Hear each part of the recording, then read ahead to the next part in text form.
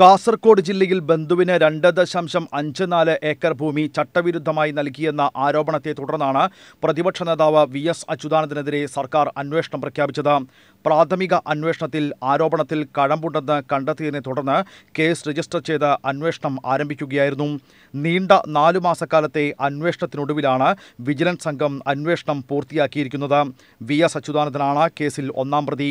ആദ്യ അന്വേഷണ റിപ്പോർട്ടിൽ 8 പ്രതികളാണ് ഉണ്ടായിരുന്നത് എങ്കിൽ അന്തിമ റിപ്പോർട്ടിൽ മുൻ ലാൻഡ് റവന്യൂ കമ്മീഷണർ ആയിരുന്ന KR മുരളീധരനെ പ്രതിസ്ഥാനത്തു നിന്നും മാറ്റിയിട്ടുണ്ട്.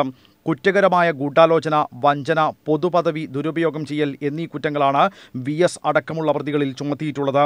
അന്വേഷണ റിപ്പോർട്ട് വിദഗ്ധ നിയമോപദേശത്തിനായി വിജിലൻസ് ആസ്ഥാനത്തേക്ക് കൈമാറിയിട്ടുണ്ട്. ഇതിൽ സർക്കാരിൻ്റെ അനുമതി ലഭിച്ച ശേഷമായിരിക്കും കുറ്റപത്രം കോടതിയിൽ സമർപ്പിക്കുക. വിഷയത്തിൽ കേസിന്റെ വഴിക്ക് പോകുമെന്നായിരുന്നു VSന്റെ പ്രതികരണം.